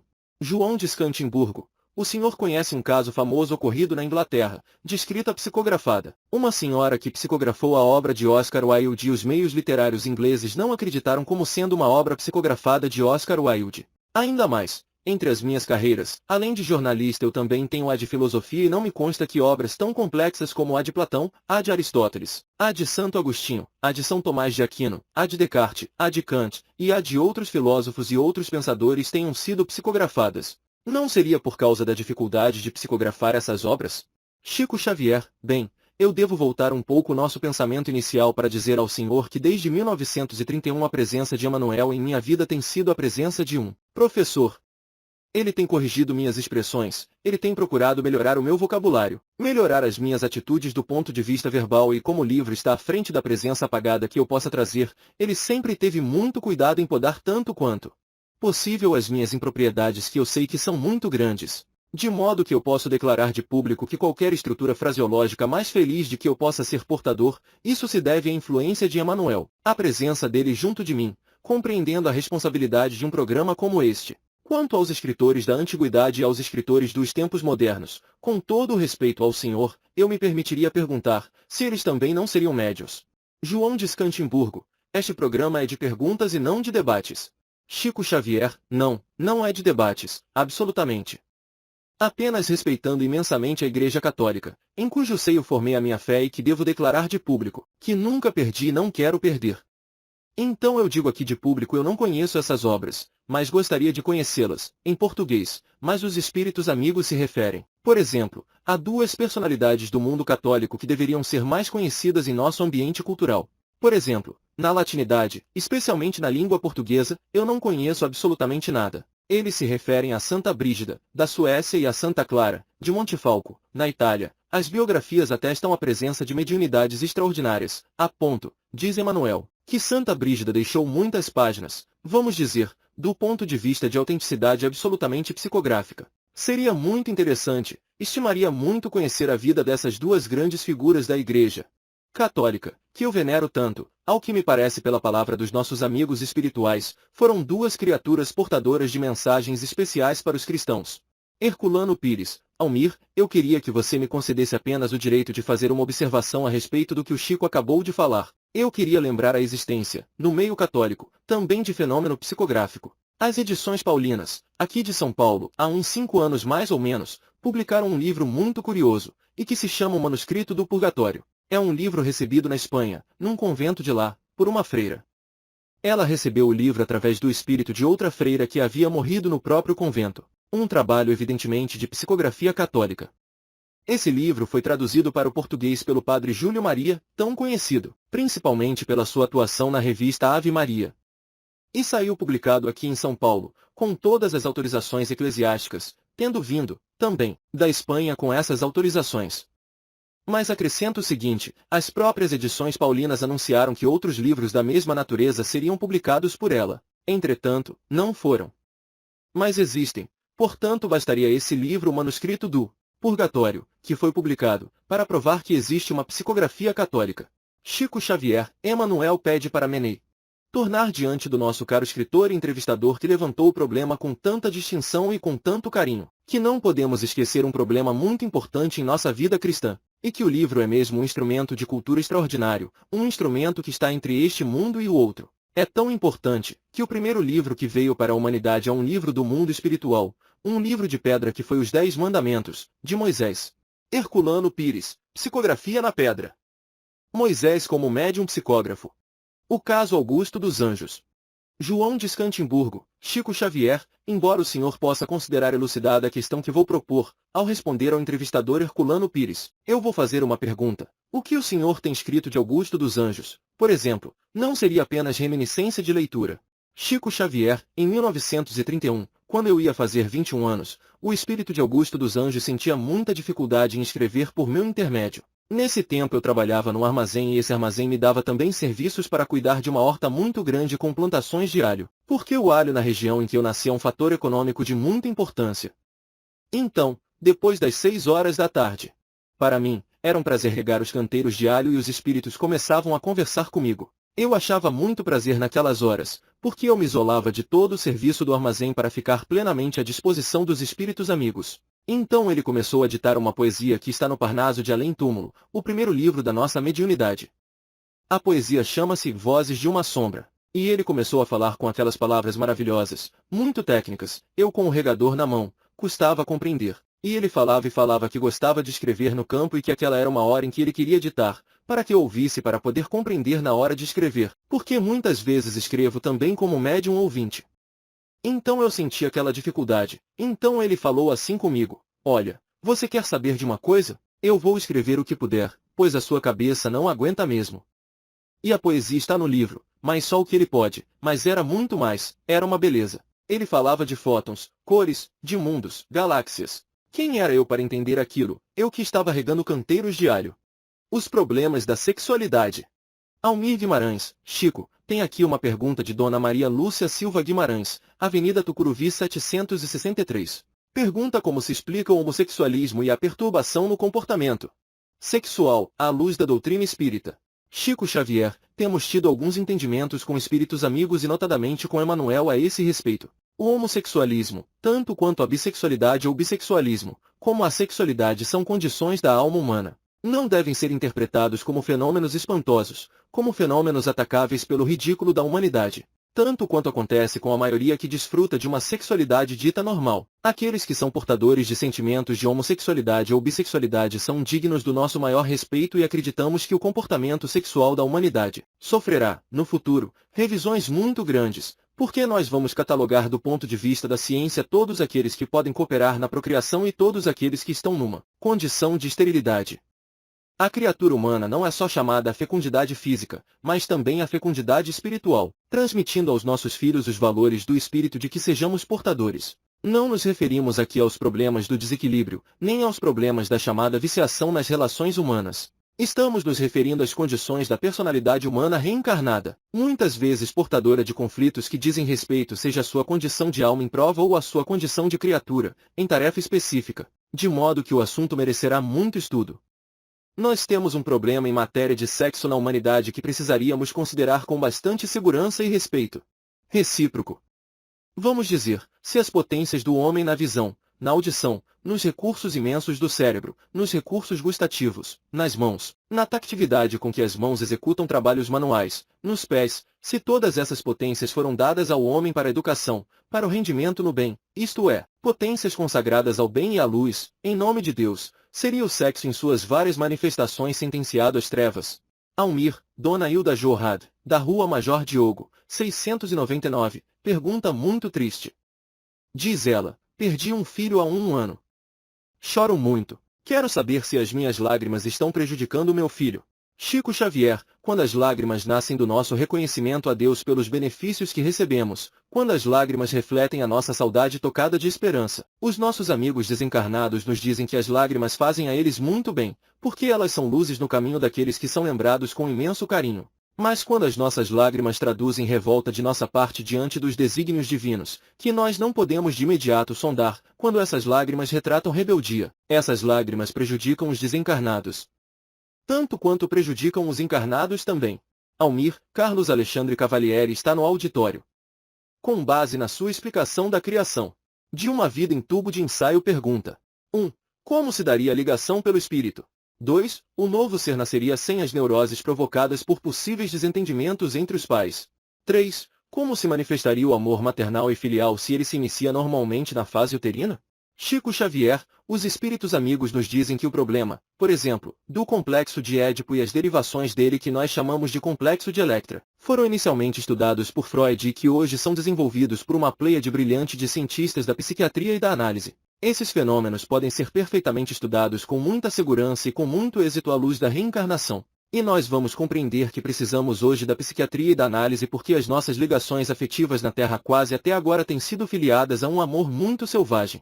Nós nos queremos uns aos outros dentro, vamos dizer, das peias da consanguinidade ou das peias da afetividade com um espírito de egoísmo que vai ao superlativo da absorção, de modo que a psiquiatria e a análise vão nos ajudar no mundo, em nome da providência divina, a nos estudarmos e a estudar esses vínculos para depois voltarmos a esses mesmos vínculos com um amor mais educado. Então, se formos dignos de receber o tubo de ensaio como sendo um claustro materno estruturado pela ciência, vamos esperar que no tubo de ensaio a reencarnação se faça com muito mais facilidade para as garantias de saúde do espírito reencarnante, porque nós, como espírito reencarnante na Terra, estaremos libertos de muitos traumas que acontecem em nossa condição de vida embrionária, quando na companhia mais íntima de nossa mãezinha sobre a Terra. Mas, a vinculação do amor não terminará nunca porque o amor é a presença de Deus. O amor continuará a nos unir, uns aos outros, para sempre nós nos amaremos cada vez mais. Agora, vamos educar o amor porque não temos sabido amar uns aos outros conforme Jesus nos amou. Umbanda e o tráfico negreiro. Reale Júnior, o senhor acha que os espíritos que se manifestam nos terreiros de Umbanda, dizendo-se guias de cura, pretos velhos, índios, caboclos, são espíritos evoluídos? Como explica as curas conseguidas por muita gente conhecida, em terreiros? Será que o mal pode apresentar-se através do bem, ou então tomando a sua forma? Chico Xavier, nós respeitamos a religião de Umbanda como devemos respeitar todas as religiões. Vamos recorrer aos casos das leis kármicas. Nos séculos passados, nos 3, 4 séculos passados, nós, vamos dizer coletivamente, não estamos falando do ponto de vista individual, mas na condição de brasileiros. Buscamos no berço onde nasceram milhões de irmãos nossos reencarnados nas plagas africanas, para que eles servissem nas nossas casas, nas nossas famílias, instituições e organizações, na condição de alimárias. Eles se incorporam, depois de desencarnados, às nossas famílias. Eles renasceram do nosso próprio sangue, nas condições de nossos irmãos, para receberem, de nossa parte, uma compensação que é a compensação chamada de amor, para que eles sejam devidamente educados, encaminhados, tanto quanto nós pretendemos educar-nos e encaminhar-nos para o progresso. Então temos a religião de Umbanda que vem como uma organização dos espíritos, recentemente, porque 4 séculos significam um tempo curto nos caminhos da eternidade. Recentemente trazidos para o Brasil, eles se organizaram agora, seja numa condição ou noutra. Nós no Brasil, não conseguimos pensar em termos de cor. Nós todos somos irmãos, de modo que eles organizaram uma religião sumamente respeitada também. Eles também veneram a Deus, com outros nomes. Veneram os emissários de Deus, com outros nomes. Respeitamos todos e acreditamos que em toda parte onde o nome de Deus é pronunciado, o bem pode se fazer. Agora encontramos na doutrina espírita, individualmente e coletivamente, a faixa que nos compete no campo de nossa evolução, para estudos do nosso destino, para estudos da imortalidade. Quanto a problemas de cura, permite-nos lembrar uma coisa: às vezes nós pedimos socorro a determinadas organizações para a cura imediata de determinados impedimentos físicos. Essa cura, parece, talvez, forçada por nossas exigências, porque muitas vezes os nossos irmãos, trazidos das plagas africanas, se habituaram, de certo modo, a obedecer-nos quase que cegamente. Eles se afeiçoam a nós com uma afeição terrível, do ponto de vista do egoísmo de que nós todos, por enquanto, principalmente se referindo a mim, somos portadores. Então exigimos uma cura que se faz de imediato no campo físico, mas nos esquecemos de que, às vezes, a cura física é um caminho para encontrarmos, mais adiante, desastres morais de consequências imprevisíveis. Então, se as curas demoram no ambiente kardeciano, ou se demoram no campo da medicina, vamos respeitar o problema dessa demora, porque aquilo se verifica em nosso próprio benefício.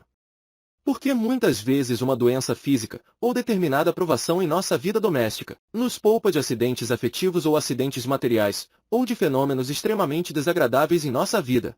Telespectador de Machado, no sul de Minas, gostaria de saber se Judas foi um traidor ou fazia parte de um programa para salvar Jesus Cristo. Chico Xavier, sinceramente eu sou uma formiguinha diante de um processo que teve consequências tão grandes na história da humanidade. Mas, eu creio que nós podemos nascer ou renascer com as nossas tendências anteriores, naturalmente, induzidos ao mal. Porque nós todos não, eu sou portador de tendências inferiores muito pouco recomendáveis. Mas, se eu deixo essas tendências à solta e se vou praticar, com elas, males maiores do que aqueles que eu já cometi em existências passadas, eu sou responsável, conquanto possa ser um instrumento para o resgate de determinadas situações, ou peça na engrenagem da história de grupos ou coletividades, com consequências agradáveis ou desagradáveis para o futuro. Individualmente devemos pensar que nós temos determinadas tendências, tentações, mas devemos resistir às tentações. Creio que Judas poderá ter renascido com tentações muito grandes para se apropriar da autoridade política e exigir que nosso Senhor Jesus Cristo tomasse as rédeas do poder humano. Acredito. Mas creio que ele não devia ter deixado essas tendências assumirem o caráter que assumiram. É o que eu penso. Homem, mulher e reencarnação. L. Alves, é muito comum a gente ouvir os espíritas falarem que em outra encarnação tal pessoa, quer dizer, no mesmo grupo de familiares, ou de convivência, fulana foi mãe de cicrano na outra encarnação ou Beltrano foi irmão de não sei quem. Então tem-se a impressão de que as reencarnações se fazem no mesmo grupo familiar. Como a gente se aprimora na medida que tem as experiências mais variadas, eu queria saber se de fato existe essa limitação nas reencarnações a determinados grupos e também, outra coisa, se o homem sempre nasce homem, mulher, mulher, porque é injusto, né? A gente precisa ter mais chance de experiência, mas sempre se ouve falar de homem nascer sempre homem. Chico Xavier, isso não é propriamente uma limitação, porque pode acontecer fora dos grupos afins. A nossa reencarnação pode ocorrer à distância do nosso grupo eleito, mas em geral, atendendo-se às ligações do amor que nos prende uns aos outros. Renascemos naqueles grupos de ordem familiar a que nos vinculamos para continuar com o trabalho de assistência mútua. Muitas vezes nós queremos determinada conquista na Terra, seja nos domínios da atividade ou nos domínios culturais, e, às vezes, nós vamos encontrar proteção para isso junto de uma criatura que nos foi muito amada em outra existência, junto de um coração materno, de um pai amigo, capazes de compreender-nos e auxiliar-nos nessas empresas. Então isso é muito comum, que voltemos no mesmo grupo de ordem sentimental, dentro da mesma faixa de atividade. Agora, quanto ao fato da transposição de sexo, o Livro dos Espíritos nos ensina que isso pode acontecer muitas vezes. Muitas vezes nós renascemos com problemas de inversão, por efeito de provação educativa depois de determinados excessos praticados em outras vidas, seja na condição de homem, seja na condição de mulher. E, às vezes, nascemos também na condição inversiva para encontrarmos no corpo uma célula de trabalho que nos afaste de determinados riscos para execução de tarefas específicas. Muitas vezes um grande homem terá de cumprir determinada tarefa, vamos dizer, no ensino, isso é, às vezes, comum. Não vamos cogitar do problema da inversão na faixa de prova, na faixa de sofrimento reparador que ocorre muitas vezes. Mas vamos pensar na inversão do seu ponto de vista mais elevado, mais alto, um grande homem que se tem apaixonado pelos problemas de educação na Terra, desejando voltar a este mundo para uma obra educacional muito séria, muito extensa em benefício da coletividade que ele ama. Ele pode pedir aos seus instrutores para voltar num corpo de mulher e será então uma grande professora. Ela terá talvez conflitos íntimos muito grandes, mas ela terá compensações muito maiores na missão que cumpre. O mesmo pode acontecer com a mulher que evoluiu muito e, às vezes, do ponto de vista de inteligência e que desejando voltar à Terra para determinada tarefa do coração, junto da comunidade, é possível que esse espírito, que esteve longamente na fileira das reencarnações femininas e por isso mesmo obtém, e fixando em si mesmo as qualidades femininas com muita intensidade, é possível que esse espírito afeiçoado às questões femininas venha no corpo de um homem para se isolar de compromissos que colocariam em risco o seu trabalho junto da comunidade. L. Alves, mas então, se o homem teve muito mais chance de fazer experiências, de ter uma vida mais desenvolta, mais ativa, ele teve também mais chance de se aprimorar. A mulher só neste século é que está podendo fazer alguma coisa. Ela não teve a menor chance de aprender. Chico Xavier, não. Nós devemos compreender que a misericórdia de Deus, a sabedoria de Deus, instituiu leis que nos favorecem a todos, que nos beneficiam a todos e que a vida é sempre bela, e que a vida é sempre uma dádiva preciosa seja em qualquer posição que estivermos. É verdade que a mulher tem sofrido muito nos séculos todos de nosso conhecimento. E a mulher tem sofrido tanto que em determinada assembleia religiosa, há séculos passados, mas muito tempo depois do nosso Senhor Jesus Cristo, em determinada assembleia religiosa, uma das questões que foram estudadas era aquela de se saber se a mulher era portadora de uma alma. Quer dizer que a mulher tem sofrido muito.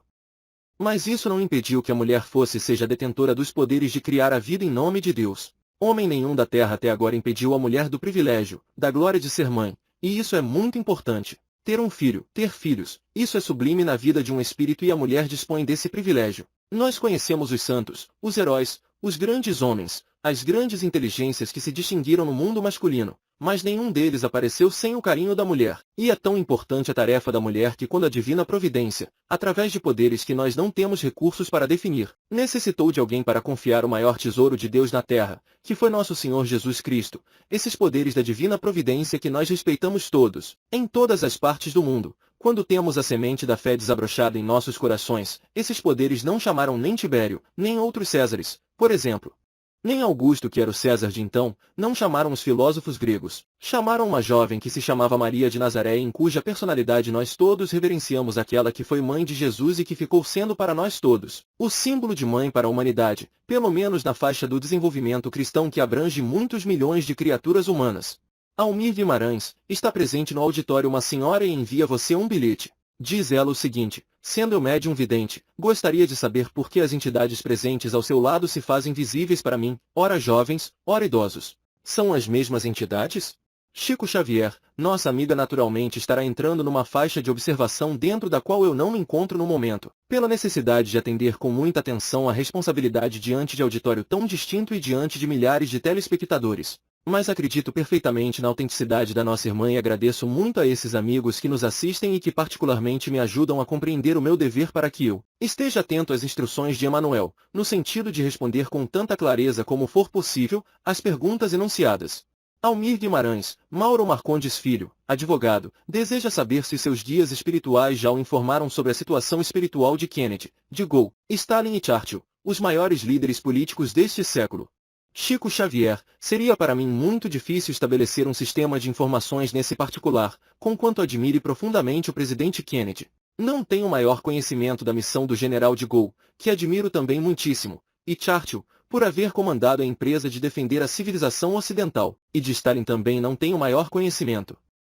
Sei por informações de amigos norte-americanos que o presidente Kennedy continua trabalhando, no mundo espiritual, pelo progresso das ideias de emancipação e pela integração das raças e pela fraternidade do povo americano e dos povos dos continentes do mundo. É o único de que eu posso dar informações.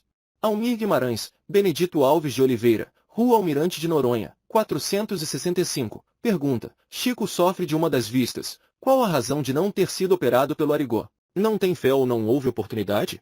Chico Xavier, o problema é que, certa feita, o Dr. Fritz, conversando conosco depois de uma reunião, me disse: Chico, você não admita que as operações mediúnicas se verifiquem simplesmente como privilégio. Quando vocês dormem na Terra, quando se entregam à hipnose do sono, são inúmeros os benfeitores espirituais que trabalham e operam socorro cirúrgico, ou socorro de outra natureza em favor de todos, seja no mundo orgânico ou seja no campo mental. Quanto ao meu caso ocular, que não foi operável desde o princípio quando a doença se manifestou, eu creio que esse problema foi uma bênção para que eu pudesse me manter mais ou menos, relativamente sem ferir os interesses dos bons espíritos durante esses anos da mediunidade. Se eu sair do dever eu sofro muito com os olhos, então estou como um animal que não posso me afastar dos donos, né?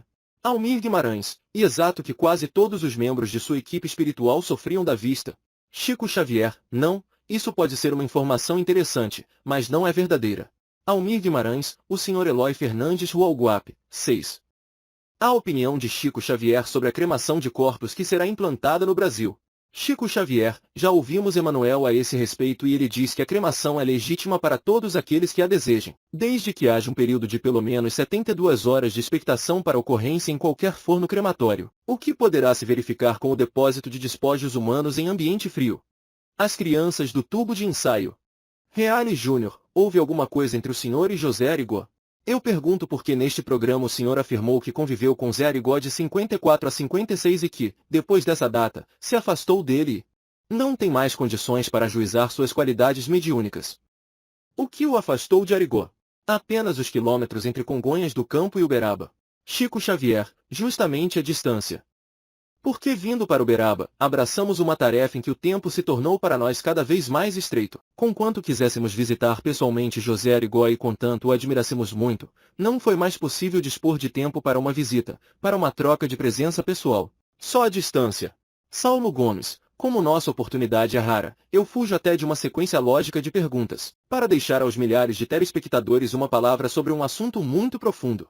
Em recentes experiências todos nós ouvimos falar de que cientistas pretendem iniciar um processo gerando uma criança num tubo de ensaio. Qual seria o destino da humanidade, dentro da sua experiência no campo espiritual para os seres humanos que um dia a ciência, num tubo de ensaio, viesse colocar no nosso meio? Qual seria a forma interior dessa gente?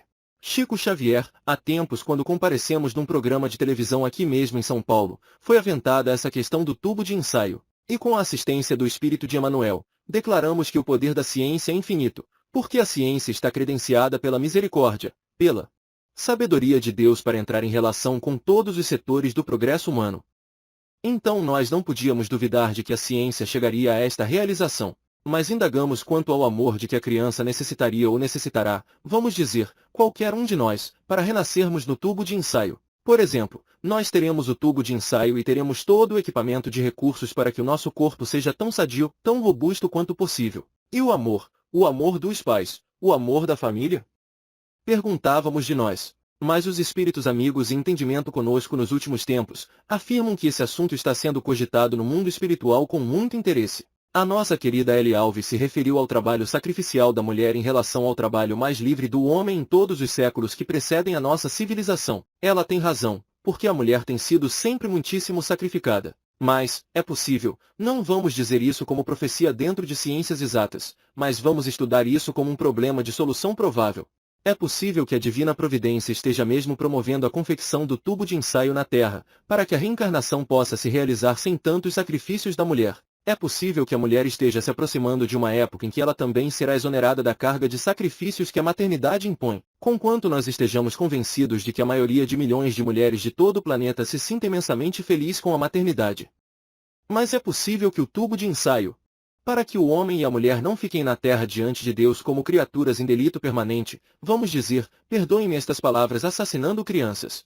Nós sabemos que nações de vanguarda estão legalizando o aborto, não vamos declarar nomes, isso seria injuriar povos que nós amamos e respeitamos muito. Mas é possível que o tubo de ensaio venha mais tarde como uma complementação para que os filhos de Deus que venham nascer na terra, todos eles dignos do nosso maior respeito e do nosso máximo carinho, sejam então recebidos por pais e mães responsáveis, que possam realmente amá-los, que possam pedir o nascimento desses filhos a governos magnânimos, que ajudem a questão demográfica, governos que possam realizar estatísticas adequadas e aceitar novos filhos entre os seus tutelados, permitindo que esses pais responsáveis possam receber os filhos de Deus, que somos nós todos. Nesse sentido digo de coração, pessoalmente, falo isso porque os espíritos mantêm essa opinião e entendimentos conosco. Agora, pessoalmente, digo, que se minha mãe, em seu infinito amor, em sua fé religiosa tivesse tido medo de mim, eu não sei onde é que eu estaria. O trabalho de cada um. Reale Júnior, a Igreja Católica cada dia tem aumentado mais sua atuação no sentido de que haja mais justiça social no mundo, melhor distribuição de renda.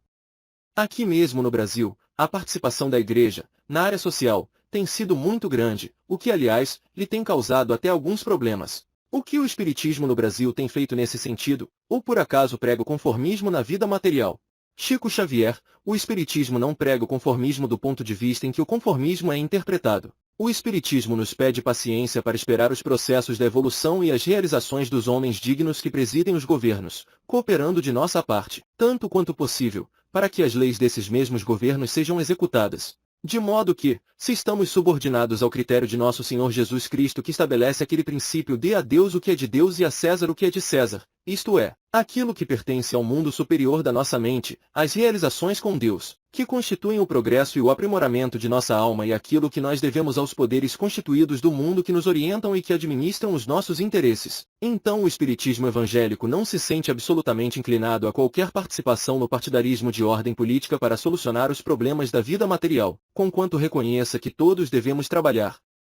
O Espiritismo nos ensina que se existe fome não é por culpa da terra, assim como o rio não tem culpa quando passamos por cima dele uma ponte cometendo um delito contra a higiene.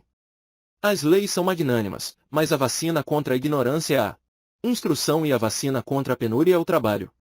Ao invés de pedir melhoria de rendas, vamos pensar assim com quanto precisemos de dinheiro. Todos necessitamos do dinheiro como sangue de nossas realizações materiais e seiva da nossa civilização. Nós todos precisamos do dinheiro, seja ele apresentado de que forma for, em qualquer regime, porque o dinheiro é um documento daqueles que nos governam e que nos credenciam para o serviço aquisitivo onde estejamos. Conquanto precisemos todos do dinheiro, vamos pensar, por exemplo, em trabalhar todos em organizar, vamos dizer, a questão do trabalho com o aproveitamento das nossas energias integrais. Então, cremos que o problema seria quase que imediatamente resolvido. Vamos dizer que na atualidade dessemos ou que venhamos a dar a liderança das empresas, a chefia das equipes e as inteligências juvenis, como vem acontecendo quase em todos os países de vanguarda. Mas, sem valorizarmos a madureza que começa de 40 a 45, 50 anos, colocando a madureza com seu discernimento a serviço da coletividade, proporcionando aos homens e às mulheres que já amadureceram na experiência física, trabalho e mais trabalho, desde que eles tenham condições orgânicas compatíveis com essa necessidade, mas prestigiando a personalidade humana em sua condição de pessoa amadurecida no trabalho remunerado ou tão altamente remunerado quanto possível, nós resolveríamos o problema, sem entrarmos em atrito com a autoridade legal. Então cale a boca e morra com educação. Almir Guimarães, Chico, um telespectador, eu não sei se isso aconteceu, pede que você conte um fato ocorrido num avião em que você viajava, cujos motores entraram em pane, e você também, como os demais passageiros, o que era perfeitamente natural, entrou em pânico. O que aconteceu dentro desse avião? Chico Xavier, a resposta exige uma atitude talvez de fazer um pouco de humor, mas é a verdade o que eu ia contar. Em 1959 eu me dirigia de Uberaba, para onde eu me transferira recentemente. Eu me dirigia para Belo Horizonte, junto da qual está Pedro Leopoldo, a terra onde nasci na presente encarnação. Então o avião decolou de Uberaba e fez uma breve parada na cidade de Araxá. Depois, o avião decolou de novo. Depois de uns 10 minutos o avião começou a se inclinar para um lado, para outro. Às vezes fazia uma pirueta e o pessoal começou todo a gritar e a pedir a Deus, pedir socorro, e eu estou ali acompanhando. Veio o comandante do avião e disse que não nos impressionássemos, que era um fenômeno chamado vento de cauda, que apenas chegaríamos um pouco mais depressa. Mas algumas pessoas disseram, mais depressa no outro mundo. Eu então comecei também a me impressionar porque eu não sei qual é o nome técnico da evolução que o aparelho fazia. Uma pessoa entendida em aeronáutica saberá descrever o caso, dizendo os nomes em que um avião roda de cabeça para baixo. E nós íamos e muita gente começou a vomitar e a gritar, apertar o cinto, aqueles amigos começaram a orar, senhoras começaram a fazer o terço, e eu com muito respeito. Mas quando vi aquela atmosfera, comecei a gritar também, eu pensei, todo mundo está gritando, eu também vou gritar. É a hora da morte. Então comecei a gritar, valei-me, meu Deus. Comecei a pedir socorro, misericórdia de Deus, mas com fé, com escândalo, mas com fé. Então nisso, peço até permissão para dizer, ouço alguém dizer assim a um sacerdote católico que estava não muito longe de mim, o Chico Xavier está ali, ele é médium e espírita. E esse sacerdote com muita bondade disse, mas eu sei que o Chico tem pedido orações em muitos documentos e o Chico está orando conosco no terço. Eu disse, graças a Deus Padre, eu também estou orando. Mas comecei a gritar, valei-me meu Deus. Então aí entra o espírito de Emanuel. Parece que é uma coisa de anedota, uma coisa fantástica, mas é a verdade, ele entrou no avião. Almir Guimarães, mas você viu o espírito entrar? Chico Xavier, então passou no meio do pessoal e o pessoal não via, como a maioria dos nossos amigos naturalmente não está vendo a presença dele aqui. Então ele me disse assim, por que você está gritando? Eu escutei o seu pedido. O que é que há? Porque aquilo já tinha mais ou menos 20 minutos. Então eu falei, o senhor não acha que estamos em perigo de vida? Ele falou, estão. E o que é que há com isso? Tem muita gente em perigo de vida, vocês não são privilegiados, não é? Então eu falei assim, está bem, se estamos em perigo de vida eu vou gritar. E continuei gritando, valei-me, socorro meu Deus, e o povo todo gritando socorro. Então ele me disse, você não acha melhor se calar, parar com isso? Dá testemunho da tua fé, da tua confiança na imortalidade. Eu disse, mas é a morte, nós estamos apavorados diante da morte. Ele disse, estão. Eu disse, está bem, eu estou com muito medo e estou apavorado. Como todo mundo eu estou partilhando, eu também sou uma pessoa humana. Eu estou com medo também desta hora e de morrer neste desastre. Ele disse, está bem, então morra com educação. Cale a boca e morra com educação para não afligir a cabeça dos outros com os seus gritos. Morra com fé em Deus. Eu disse então, eu quero só saber como é que a gente pode morrer com educação. As cidades de vidro, fim do período bélico. Saulo Gomes, o Luiz Lopes, que é o nosso companheiro da TV Globo, formula esta pergunta. Nossa humanidade assiste neste momento a mais um lance dramático da corrida espacial Apollo 15 se encaminha para a Lua.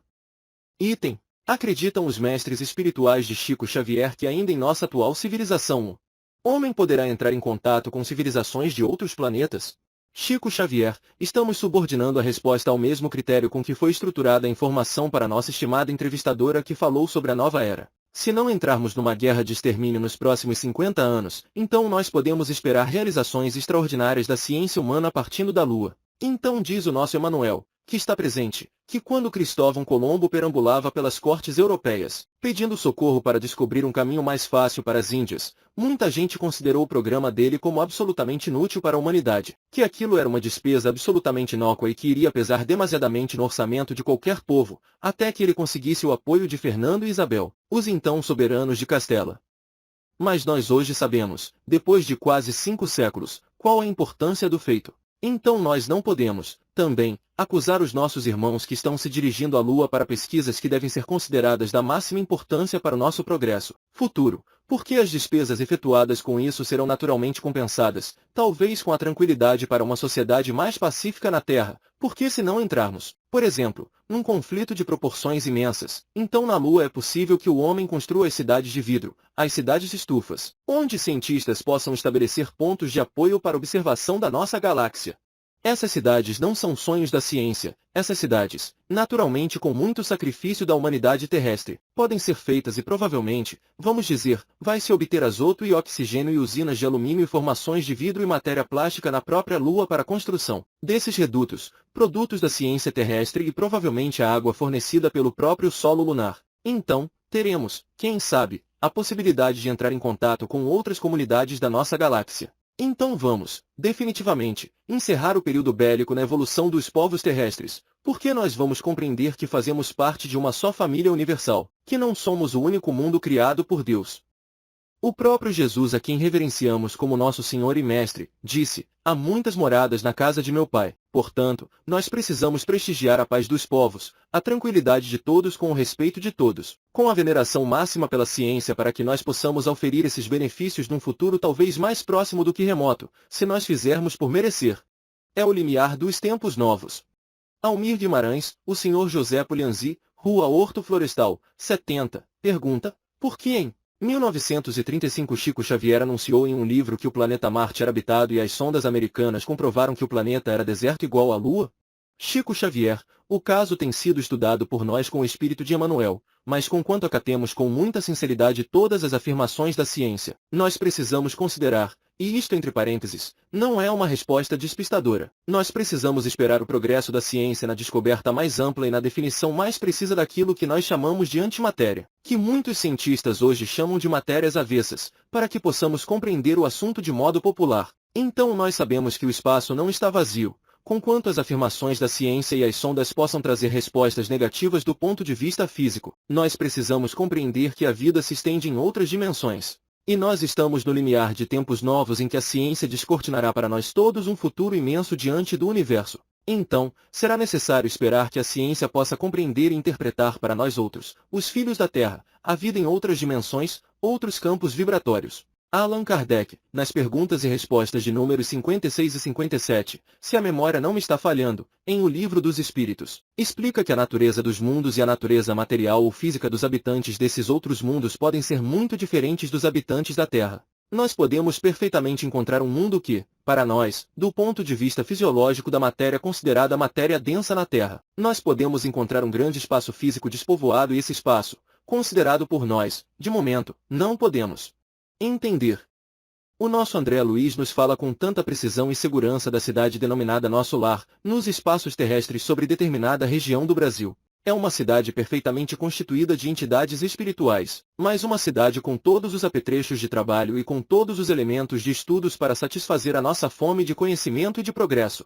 Almir Guimarães, Chico, tenho aqui uma outra pergunta do telespectador. Pergunta do Sr. Milton Antonioli, morador na Rua Urânio, N graus 8. Como Chico Xavier explica a fotografia tirada por um espírita, de um espírito? Chico Xavier, naturalmente que se o espírito se materializa para ser colhido em sua expressão física, vamos dizer assim, pela objetiva fotográfica, naturalmente que ali perto ou junto dele está alguém com potencialidades mediúnicas para efeitos físicos muito pronunciados. Reale Júnior, eu gostaria de ter um depoimento de Chico Xavier sobre a atuação desenvolvida pelo arcebispo do Recife, D. Helder Câmara. Chico Xavier, conheço as notícias do nosso amigo arcebispo mencionado através da imprensa. Não posso emitir qualquer julgamento porque, conquanto respeite com todo o meu coração e com toda a minha alma a Igreja Católica e as doutrinas católicas, eu não posso dizer coisa alguma porque não estou na área católica presentemente e não poderia estabelecer um critério de qualquer crítica, crítica essa de qualquer sentido sobre as atividades do arcebispo residente em Pernambuco. A síntese poética. Almir Guimarães pediu a Chico Xavier, em seu nome e em nome do auditório e dos telespectadores após 2 horas e 45 minutos de programa, que tentasse psicografar uma mensagem dos seus guias. Chico Xavier respondeu, vamos tentar. Almir pediu silêncio. No auditório repleto o silêncio foi absoluto. Chico pediu um pouquinho de música para ajudar. Ouviu-se uma suave melodia e o médium se pôs a psicografar com extrema rapidez. Terminada a recepção, Almir anunciou que Chico Xavier ia ler. Nem ele mesmo parecia ter percebido que psicografara. Leu em tom de prosa, com certa dificuldade. E era um soneto, um primoroso alexandrino de Ciro Costa, no estilo e no espírito do saudoso poeta de pai João e mãe Preta. Surpresa geral. A maioria dos presentes não conhecia o poeta. Ninguém pensara nesse nome. E o soneto era um improviso inegável, porque verdadeira síntese poética dos assuntos ali tratados. E a surpresa maior foi na casa dos familiares do poeta, que assistiam o programa pela televisão. As filhas de Ciro Costa receberam com lágrimas de emoção, à distância. Longe do auditório emocionado, o soneto do pai, que assim lhes demonstrava estar participando com elas da noite inesquecível. O milagre da mediunidade estreitava, através do milagre da televisão, na madrugada paulista, os corações que a morte parecia haver separado para sempre. Ciro Costa, o poeta altissonante de Terra Prometida, disse presente à sua querida São Paulo, como se o tempo não existisse. Segundo milênio. Apaga-se o milênio. A sombra deblateira. Vejo a noite avançar, do anseio em que me agito. Guerra e sonho de paz estadeiam conflito. De polo a polo a dor reclama em longa espera. Explode a transição no ápice irrestrito. A cultura perquire, a crença se oblitera. A forma antiga, em luta, aguarda a nova era. Roga-se tempo novo ao tempo amargo e aflito. A civilização atonita, insegura. Lembra um tesouro ao mar que a treva desfigura. Vagando aos turbilhões de maré desvairada. Entretanto, no mundo anal que estala e treme, a luz prossegue e brilha. O Cristo está no leme preparando na terra a nova madrugada. Uma nota curiosa. O verbo estadiar, tão bem aplicado pelo poeta, revelou-se geralmente desconhecido. Por toda a parte foi publicado de maneira errada até mesmo nos órgãos oficiais dos legislativos do país.